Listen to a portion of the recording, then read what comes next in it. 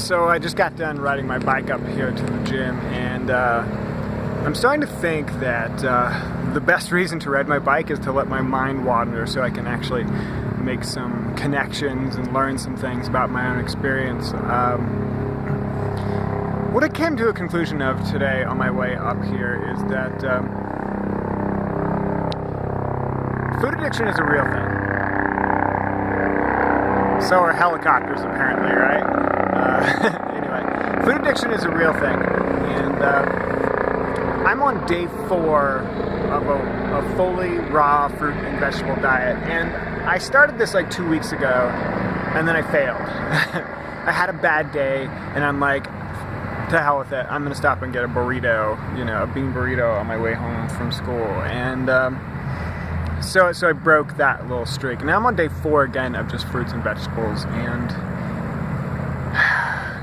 I'm realizing that that's where I turn when something goes bad, like when I want to do something that I'm not supposed to, when I like, I don't know, I treat it the exact same way I used to treat alcohol, which I'm like 2 months sober on that, by the way, so that's a nice update there, going well, by the way.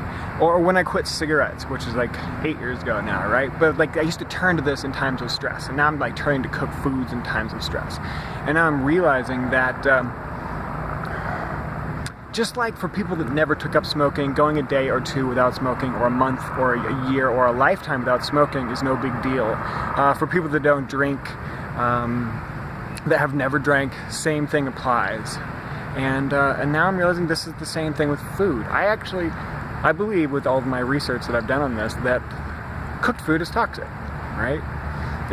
I mean, there's so much detail I can go into on this, but in like the most simple way, putting fire to foods creates antioxidants and a whole bunch of toxic chemicals.